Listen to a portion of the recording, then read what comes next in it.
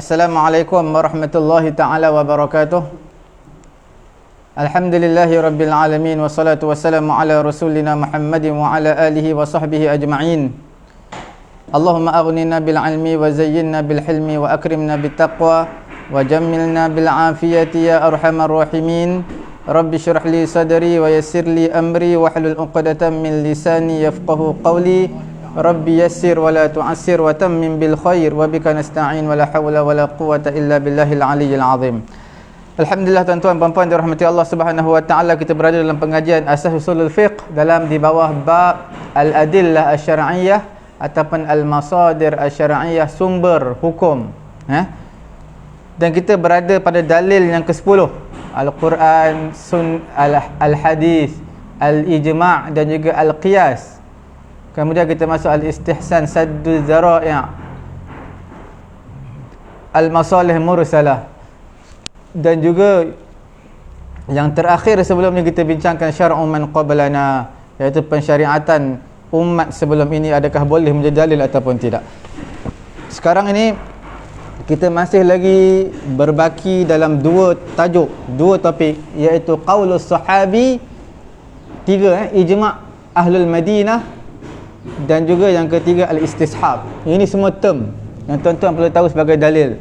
InsyaAllah dalil yang ke-10 yang kita akan bincangkan, perkataan sahabat, adakah boleh menjadi dalil ataupun tidak. Okey, fatwa sahabat, pendapat, ijtihad sahabat, adakah boleh dijadikan dalil ataupun tidak.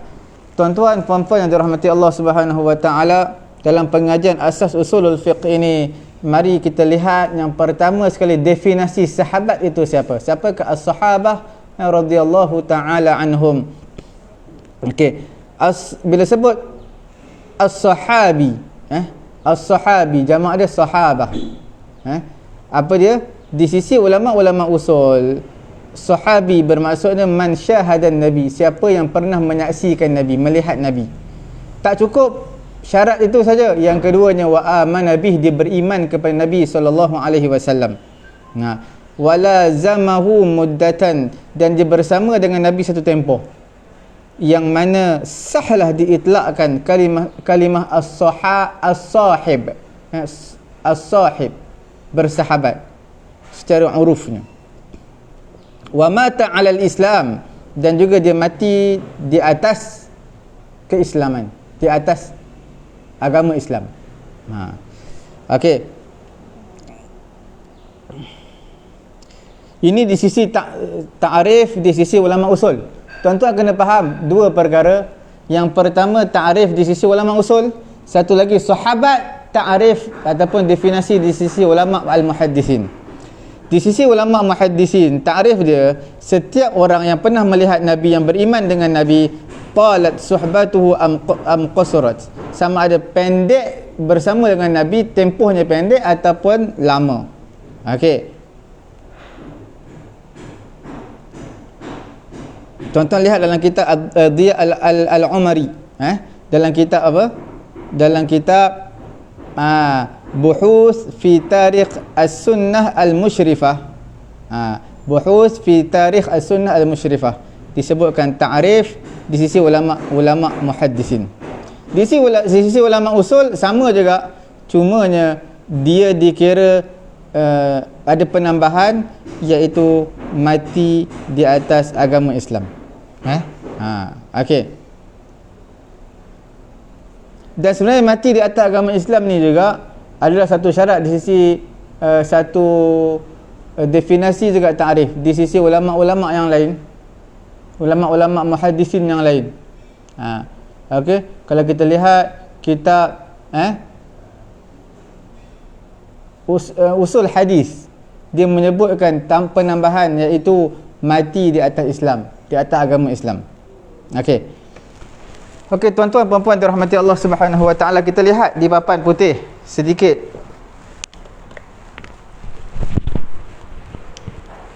Bila sebut tentang as-sahabi, as-sahabi, siapa itu sahabat? Sebelum kita tahu fatwa sahabat, pendapat ijtihad sahabat, perkara pertama, siapakah sahabi ataupun sahabat? Dia pecah dua. Ta'rif di sisi ulama usul, al-usuliyun. Okey, al-usuliyun. Satu lagi di sisi ulama al-muhaddithun, ulama muhaddis. Okey, muhaddithun. Ada dua. Apa dia? Yang pertamanya adalah dia melihat Nabi. Lihat Nabi. Ini pun sama juga, lihat Nabi. Yang kedua adalah apa dia? Beriman dengan Nabi. Beriman dengan Nabi.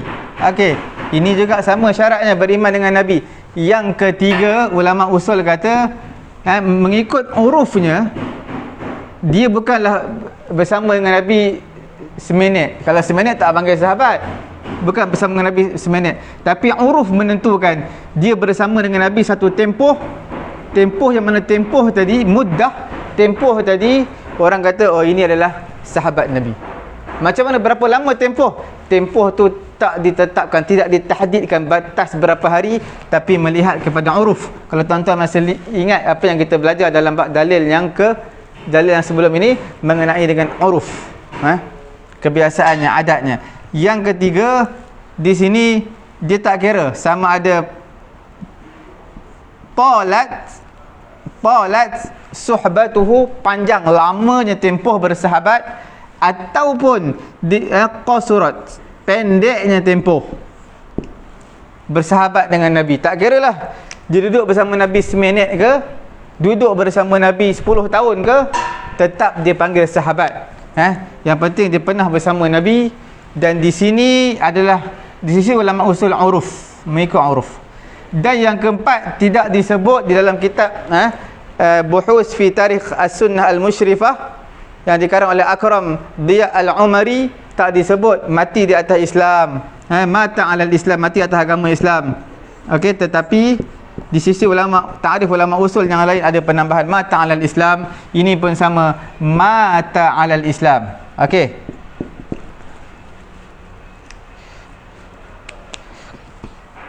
Kemudian tuan-tuan puan-puan dirahmati Allah Subhanahu wa taala, iman adalah syarat asas. Iman adalah syarat asas. Sebab itu saya katakan tadi, mata alal Islam, mati di atas agama Islam. Dan juga beriman. Ini adalah syarat yang utama. Yang kedua, beriman. Kalau ikutkan sahabat, Abu Jahal pun bersama Nabi, lihat Nabi. Abu Jahal, Abu Lahab, bapa saudara Nabi, pakcik Nabi, tapi tak dipanggil sahabat. Kerana syarat kedua tak cukup. Syarat yang kedua tak cukup, tidak boleh dipanggil sebagai sahabat Nabi. Jadi iman adalah syaratu asas. Syaratu asasin, syarat asas. Okey, kerana Nabi SAW iltaqa fi hayatihi bikathir. Nabi SAW bertemu dalam kehidupannya banyak kali. Di kalangan mereka orang yang beriman, di kalangan mereka ada orang kufur, di kalangan mereka ada orang perang Nabi, ada orang buat perancangan nak bunuh Nabi, macam-macam. Jadi syarat yang kedua ni adalah asas. Syarat yang asas untuk dinamakan sebagai sahabat. Okey. Kemudian tuan-tuan puan-puan dirahmati Allah Subhanahu wa taala. Sekarang kita lihat bila ada penambahan qaul sahabi.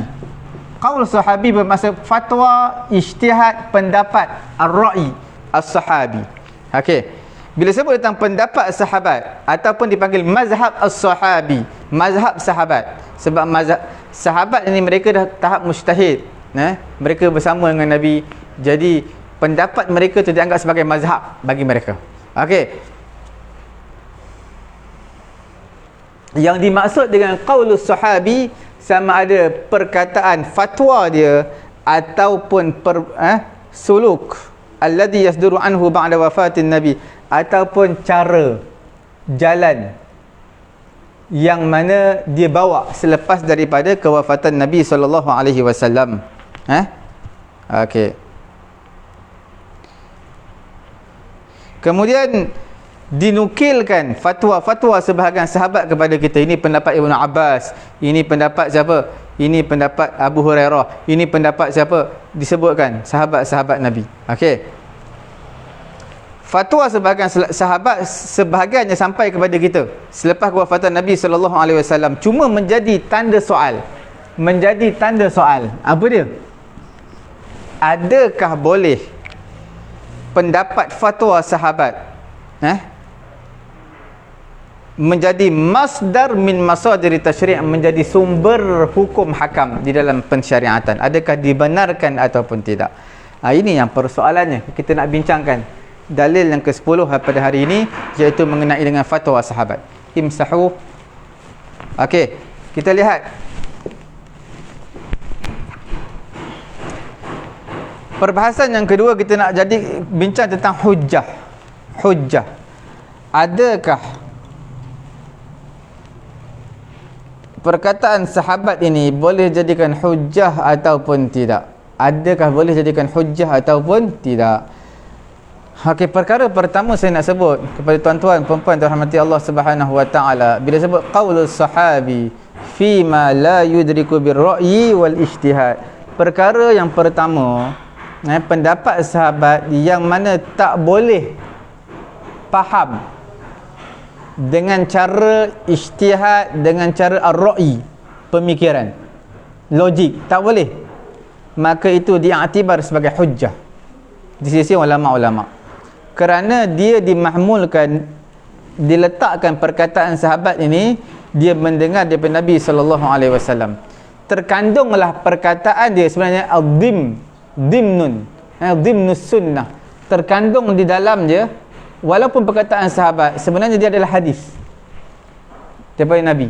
Sebab takkan dia nak cerita tentang api neraka syurga hari kiamat, sedangkan benda tadi bukan benda ijtihad. Contoh di padang mahsyar, azab kubur, kalau sahabat cerita, mana dia pernah dengar pada Nabi? Takkan dia nak cerita, dia pun tak tahu. Nampak tak? Bukan benda boleh ijtihad, benda boleh faham, tak boleh. Jadi as-sunnah masdar min masadir tasyri'. Jadi dia adalah sebagai satu hujjah. Okey. Perkara yang kedua, tuan-tuan puan-puan dirahmati Allah Subhanahu wa taala, perkataan, pendapat, fatwa sahabat yang terhasil ke atasnya dengan cara ittifaq, dia dianggap sebagai hujjah di sisi ulama, dan ia dipanggil sebagai ijma' as-sahabi. Okey. Perkara yang ketiga, qaulus sahabi, perkataan fatwa sahabat yang lahir daripada ijtihad dia sendiri. Di sinilah ulama berbeza pendapat. Berbeza pendapat. Tuan-tuan, kita cuba lihat di papan putih sekali lagi, mengenai dengan ada yang disebut sebagai boleh dijadikan hujjah, ada yang tidak boleh dijadikan hujjah. Okey.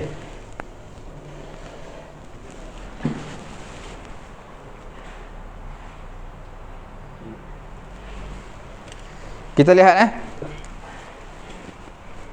bila sebut tentang qaulus sahabi,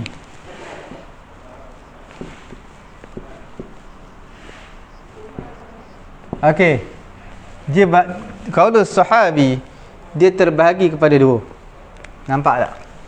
Dia terbahagi kepada dua. Satu dipanggil apa? Majal lil ijtihad. Majal lil ijtihad. Majal apa? Ruang. Peluang untuk ijtihad tu ada. Okey.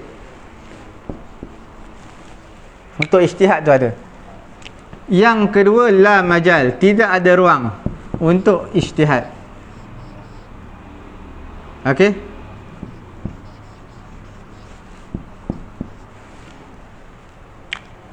Okey, tuan-tuan puan-puan yang dirahmati Allah Subhanahu wa taala.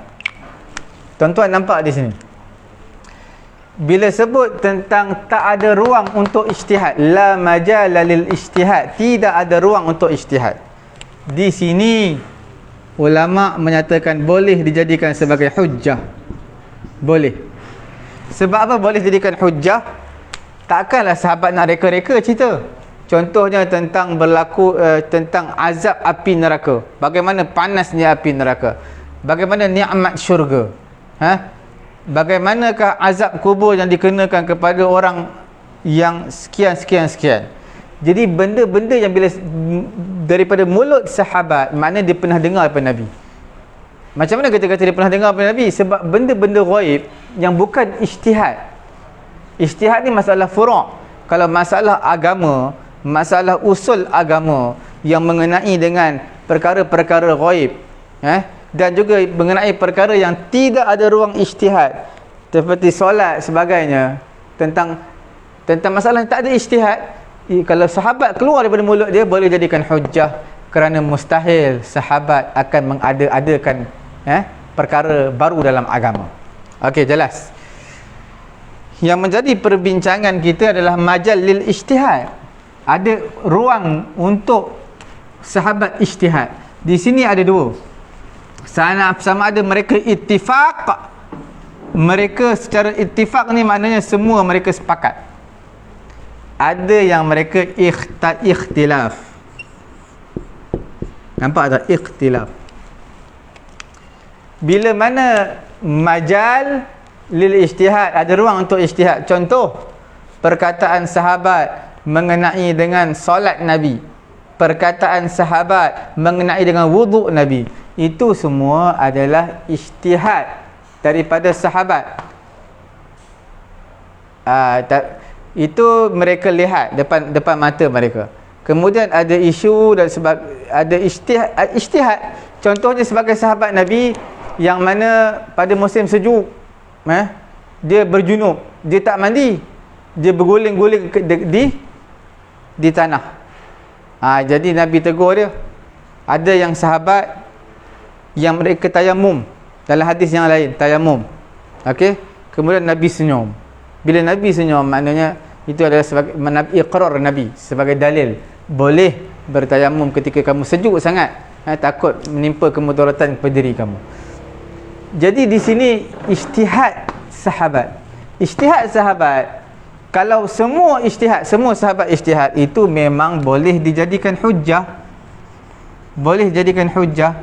Sebab apa boleh dijadikan hujjah? Kerana itulah dipanggil sebagai ijma'. Ijma' sahabah. Dan inilah dipanggil sebagai apa? A'la al-maratib. A'la al-maratib. Dipanggil a'la maratibil ijma'. Martabat ijma' yang paling tinggi adalah ijma' sahabi. Sehingga kan mazhab al-Zahiri, Daud al-Zahiri, mereka juga terima ijma' sahabat, ijma' lain mereka tak terima. Okey. Kemudian yang mana sahabat ijtihad di kalangan sahabat berbeza-beza. Sahabat A kata sahabat ni kata hukumnya A. Sahabat seorang lagi kata hukum dia B. Sahabat seorang lagi kata hukumnya C.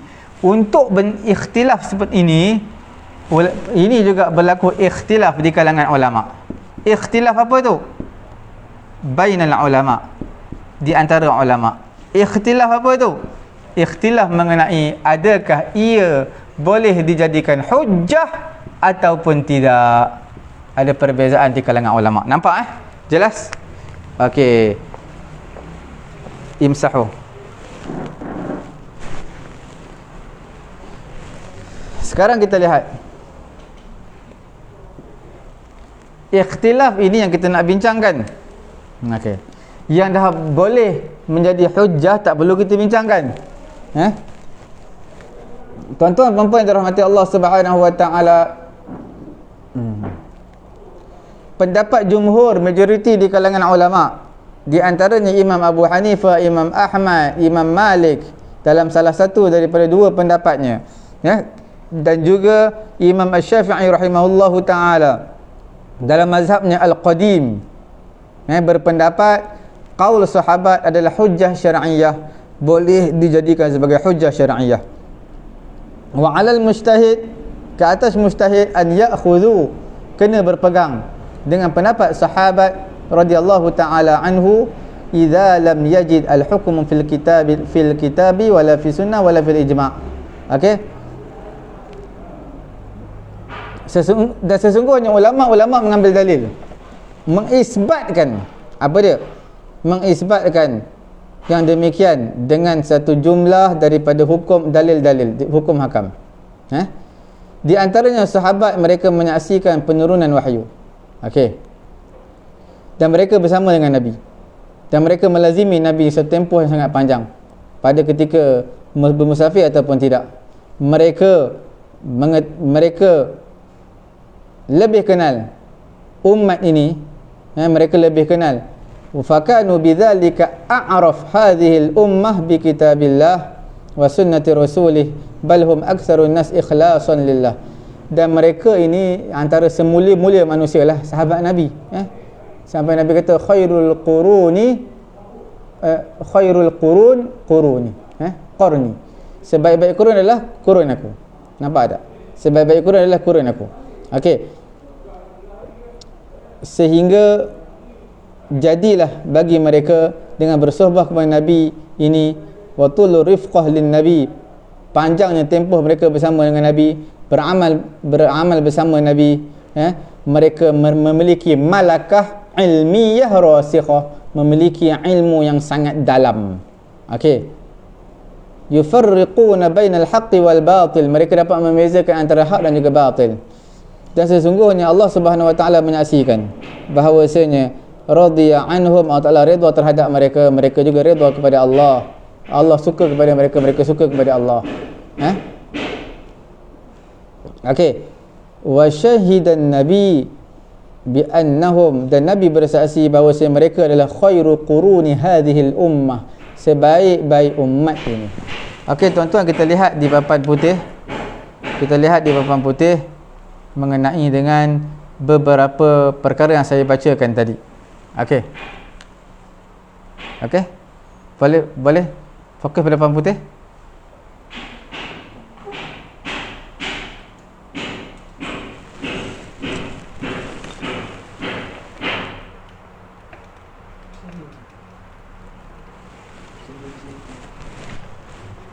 Okey.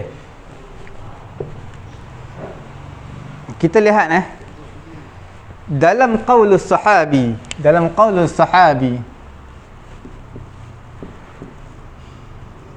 mengenai dengan ada ruang ijtihad tapi pendapat personal di kalangan sahabat. Pendapat jumhur. Pertama, pendapat jumhur. Jumhur ni siapa dia? Jumhur ni adalah mazhab Hanafi. Okey. Hanafi, lagi mazhab Hanbali. Okey.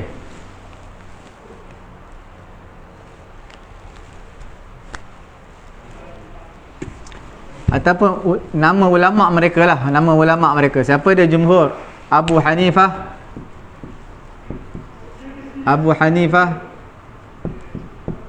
lagi itu Ahmad bin Hanbal. Okey. Imam Malik rahimahullahu ta'ala, dia ada dua pendapat. Sama ada pendapat kata boleh menjadikan pendapat sahabat sebagai hujah, ada pendapat kedua kata tak boleh. Manakala pendapat Imam Asy-Syafi'i rahimahullahu ta'ala, okey, Imam Syafi'i rahimahullahu ta'ala juga ada dua pendapat. Satu dipanggil qaul qadim, satu dipanggil qaul jadid. Okey, qaul jadid. Jadi apa yang pendapat personal di kalangan sahabat radhiyallahu ta'ala anhum, adakah boleh dijadikan hujah ataupun tidak? Pendapat Imam Syafi'i pada qaul qadim boleh dijadikan hujah, tapi qaul jadid kata tak boleh. Tidak boleh dijadikan sebagai hujah qaul jadid.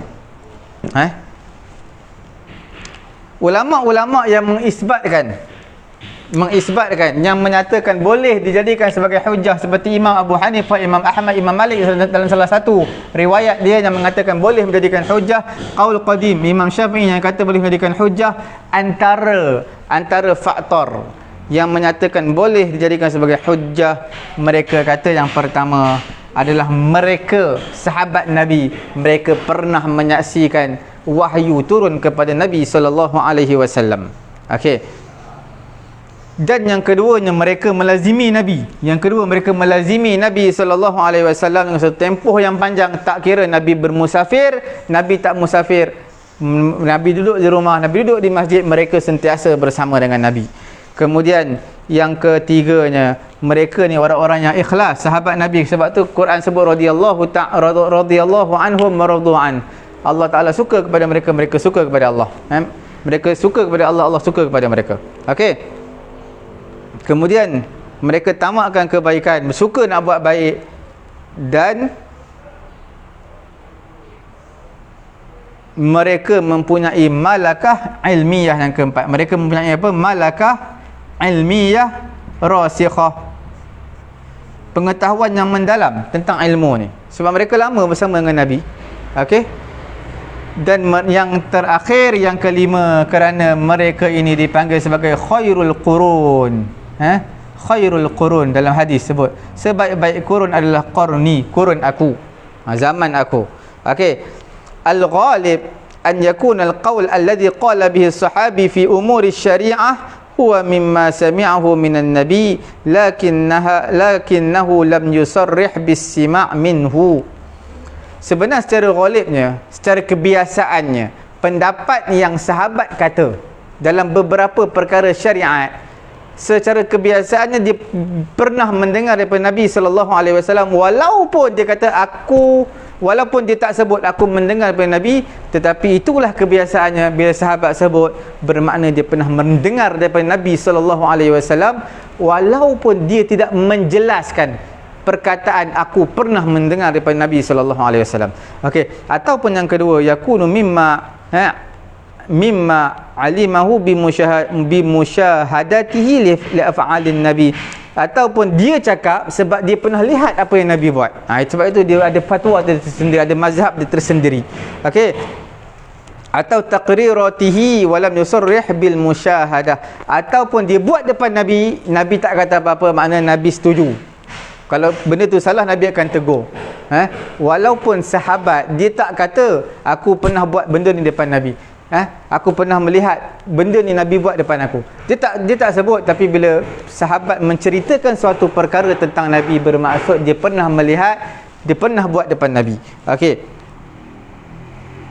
ataupun fahimahu bimajmu' ma hasalahu min al-ulum bi tuli suhbatihi lan Nabi sallallahu alaihi wasallam, ataupun dia ada kefahaman mengenai masalah-masalah agama yang terkumpul, yang mana disebabkan lamanya dia bersama dengan Nabi sallallahu alaihi wasallam. Okey,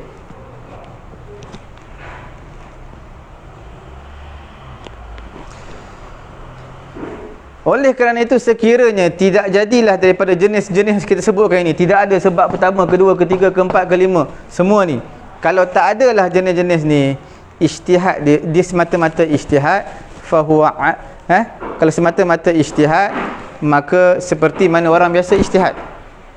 Tapi bila sebut tentang sahabat Nabi, dia seorang adil, seorang alim bil lughah, dengan bahasa Arab, alim bi usulil ijtihad, tentang usul ijtihad pun dia tahu.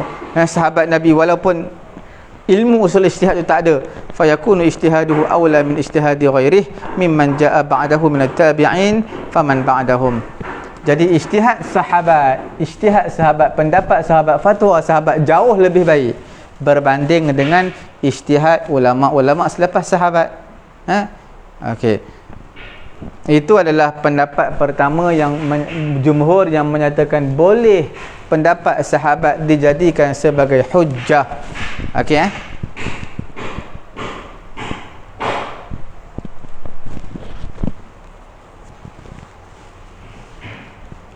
Okey, kita lihat pendapat yang kedua.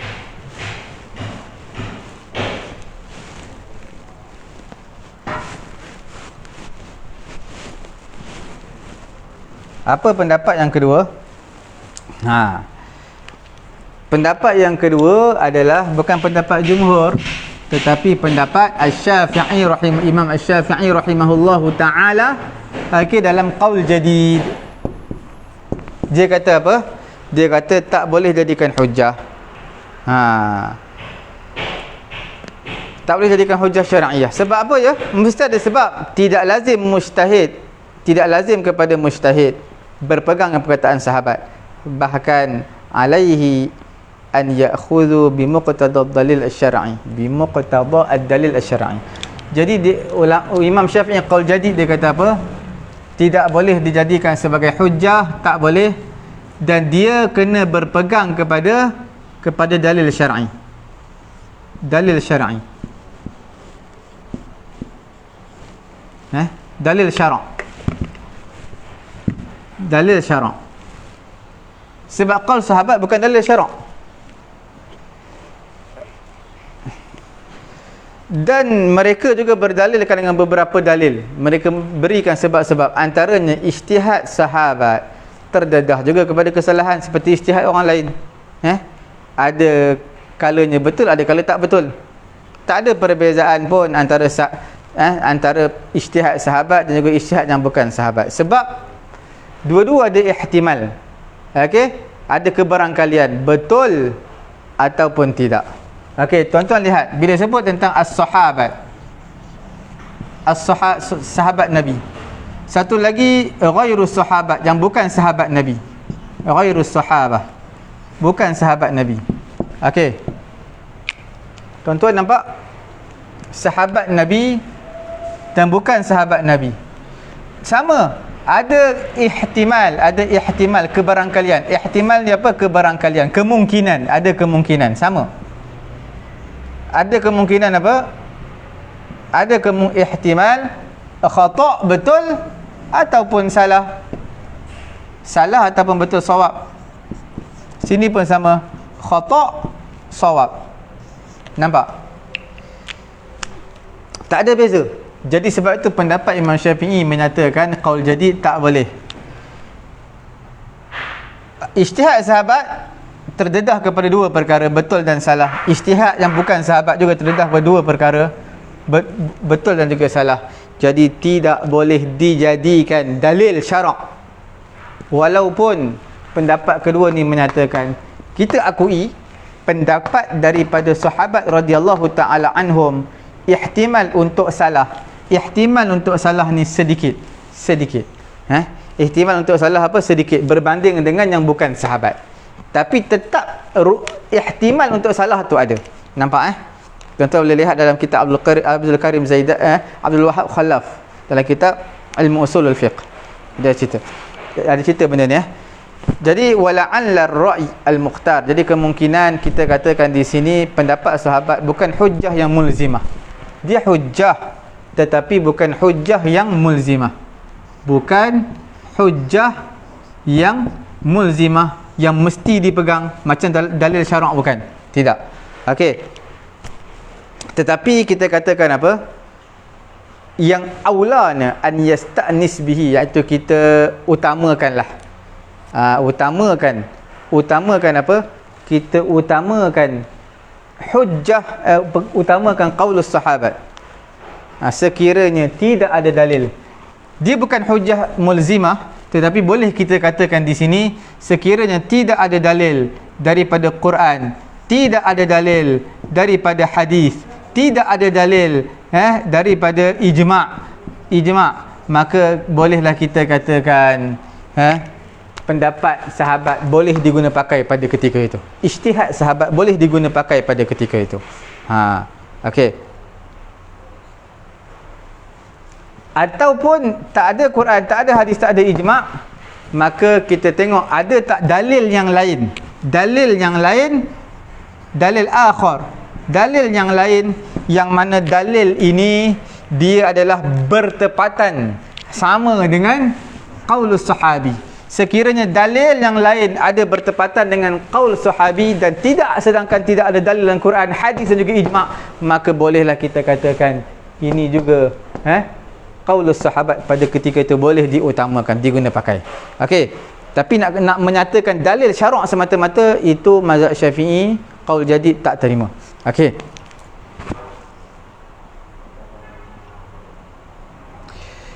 Seorang mujtahid apabila dia sama ijtihad dia dengan perkataan sahabat. Seorang mujtahid, contoh Imam Syafi'i, Imam Abu Hanifah berijtihad, kemudian sama dengan qaul sahabat, maka bolehlah kita katakan boleh diutamakan pendapat yang mujtahid yang sama dengan qaul sahabat.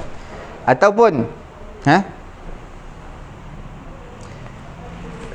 seseorang yang mara'ahu muwafiqan lil qawaid falahu an yasta'nisa mutaba'atan wa taqlidan la bi'atibari annahu hujjah fi zati. Ataupun kita katakan seseorang mujtahid yang melihat kaedah usul bertepatan. Kaedah usul, nampak bawah ni? Kaedah usul, nampak? Kaedah usuliyah. Okey? Kaedah usuliyah. Sama bertepatan dengan qaul sahabat, maka bolehlah dijadikan dalil, tapi pada zatnya sendiri, pada ainnya sendiri tidak boleh dijadikan dalil. Nampak dia mana kena ada support, sokongan daripada yang lain. Nak kata benda tu sendiri sebagai dalil, sebiji seketul dalil tu tak boleh. Okey. Alhamdulillah tuan-tuan puan-puan yang dirahmati Allah Subhanahu wa taala. Okey, imsahu.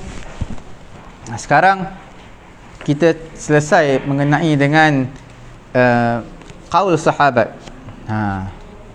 Qaul sahabat. Sebenarnya qaul sahabat ini tuan-tuan boleh lihat di mana tu qaul sahabat ni.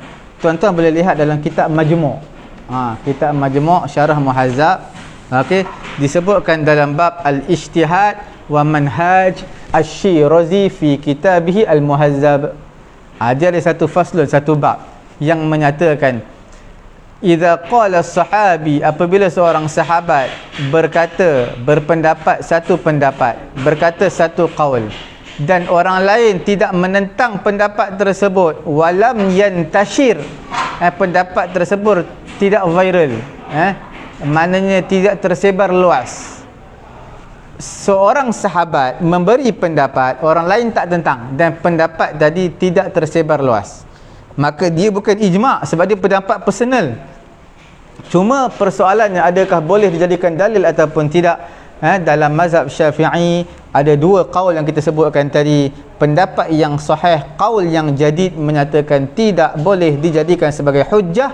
Pendapat qaul qadim menyatakan boleh dijadikan sebagai satu hujjah syar'iyyah.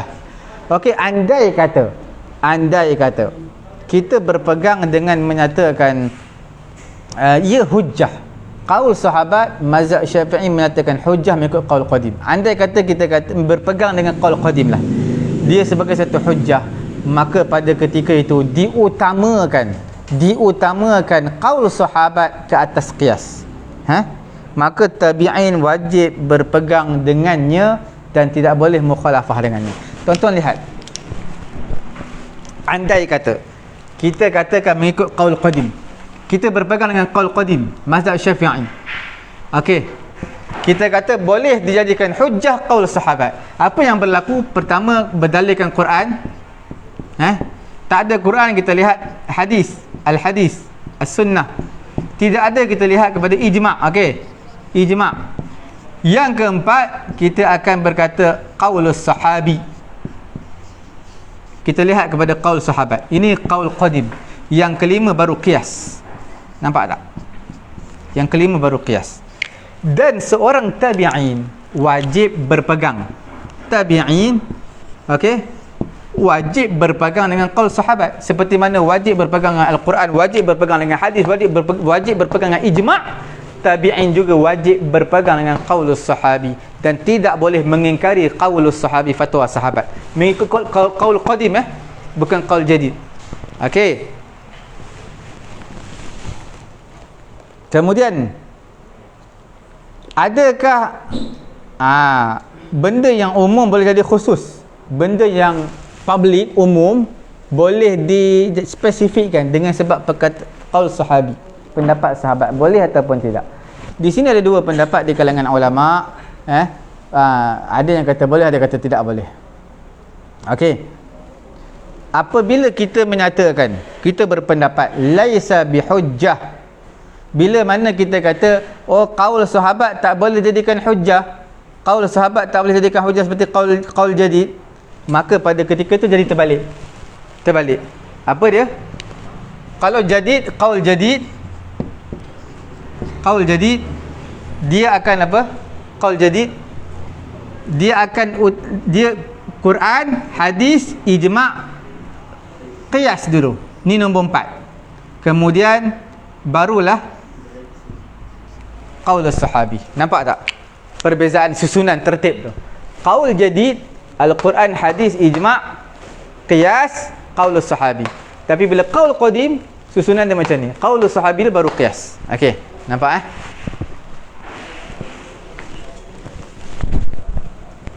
Okey.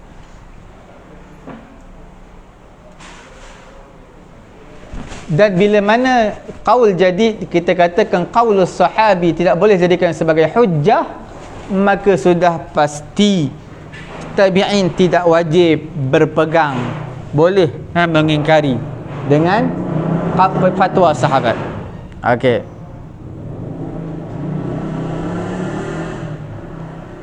Okey, sekarang kita lihat idza ikhtalafat as-sahabah radhiyallahu taala anhum ala qaulain. Fatwa sahabat berbeza, ada dua. Ada yang kata boleh, ada yang kata tak boleh. Ada dua. Fayan bani ala ma taqaddama fa in qulna bil jadid lam yajuz taqlid wahid min al fariqain bal yatlub ad-dalil wa in qulna bil qadim fahuma dalilani ta'arada fa yurajjah ahaduhuma 'ala al-akhar bi kathratil adad. Okey. Tuan-tuan lihat di papan putih. Kita lihat.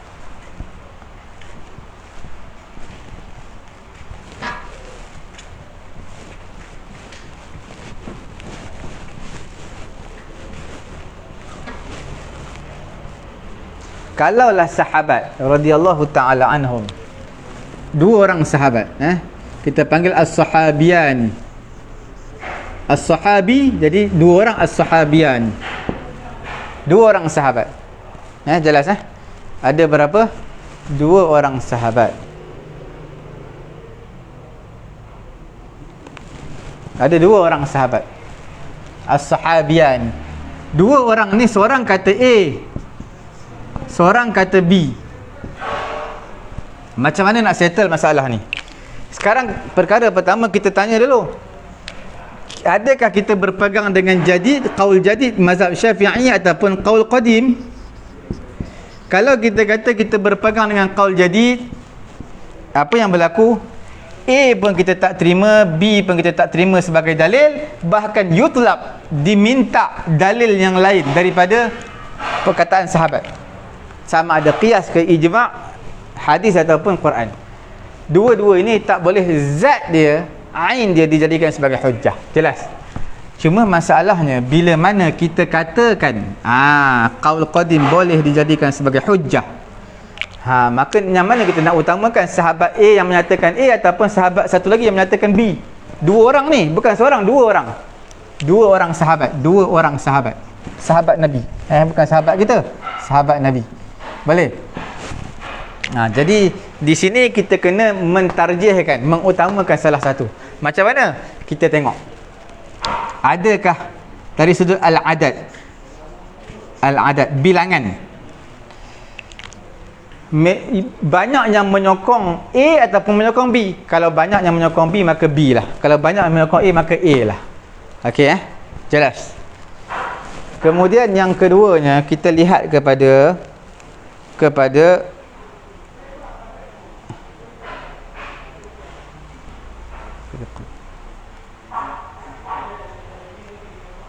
sekiranya bilangan sama, sini pun yang sokong dia 100 orang, sini pun yang sokong 100 orang, macam mana?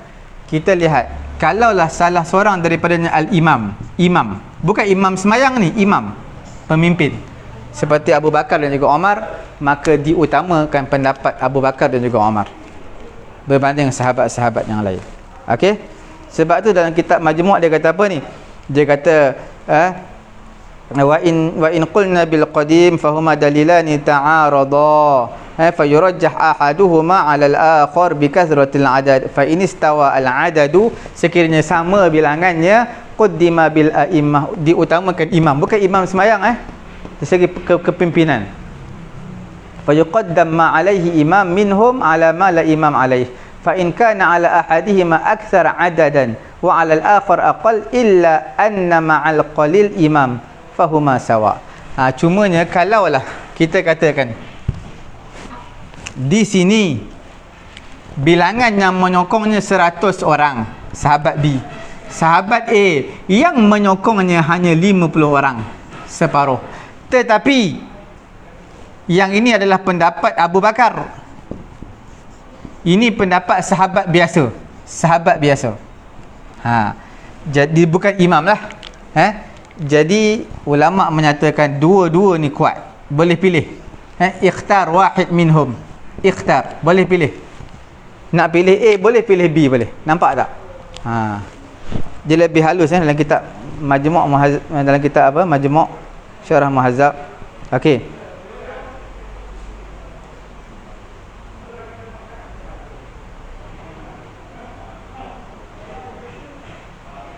Okey.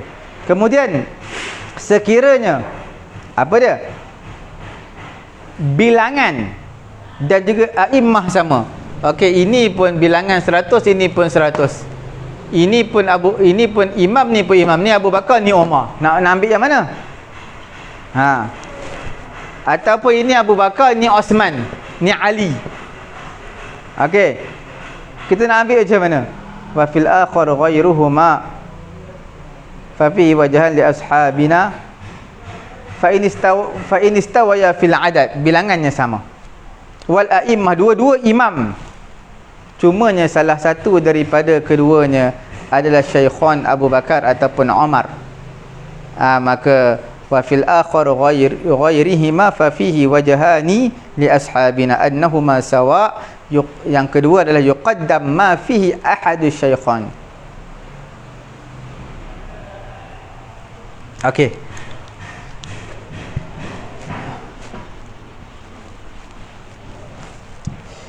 Dari kita tengok apa tadi, yang pertama dari sudut bilangan al-adad. Bilangannya sama. Ini 100 orang, ini 100 orang. Kemudian imam pun sama. Okey. Ini Abu Bakar. Ini adalah Ali ataupun Osman. Okey. Sama. Imam juga, pemimpin juga. Jadi macam mana kita nak buat? Di sini ada dua pendapat. Dua-dua sama, dari segi pangkat, dari segi bilangan semua sama. Ada dua pendapat. Pendapat pertama kata lihat kepada apa? Dua-dua sawak, sama je. Nak pilih Ali boleh, pilih Abu Bakar boleh. Yang kedua adalah apa? Diutamakan Syaikhan Abu Bakar ataupun Umar. Pendapat mereka diutamakan. Pendapat kedua kata, berbanding dengan pendapat orang lain, Sayyidina Ali ataupun Osman. Okey, jelas.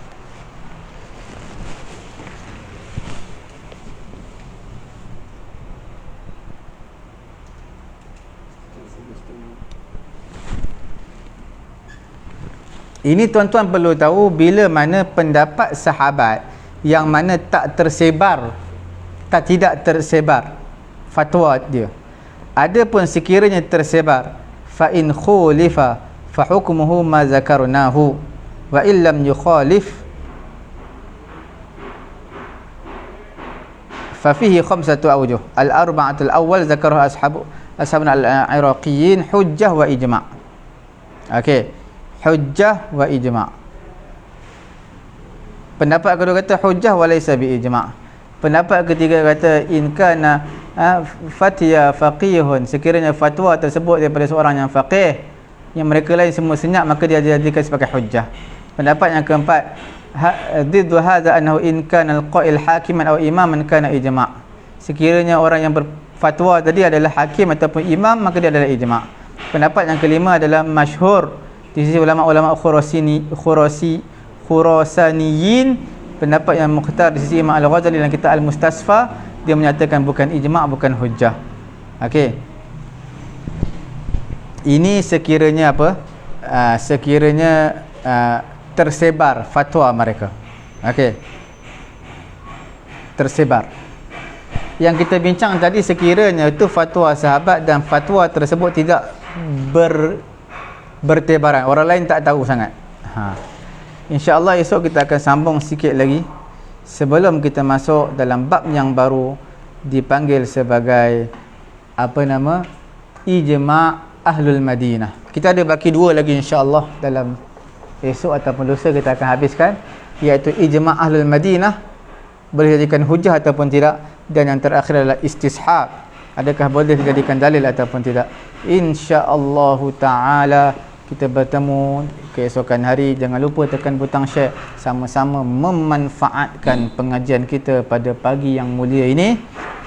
Tuan-tuan yang terlepas mengikuti siaran langsung kita pada pagi ini, boleh terus layari page Facebook kita Pusat Tahfiz At-Taqwa, layari YouTube kami Pusat Ilmu At-Taqwa. Di sana admin dah letakkan playlist, tuan-tuan boleh pilih subjek bahasa Arab, subjek apa yang tuan-tuan nak, usul fiqh dalam fiqh dalam bab solat, ataupun apa-apa, insya-Allah semua ada dalam tu. Kita akan perbanyakkan pelbagai lagi insya-Allah taala, satu demi satu insya-Allah. Semoga Allah Taala memberi kefahaman kepada kita. Subhanallahumma wa bihamdihi, subhanakallahumma wa bihamdika, asyhadu an la ilaha illa anta, astaghfiruka wa atubu ilaik.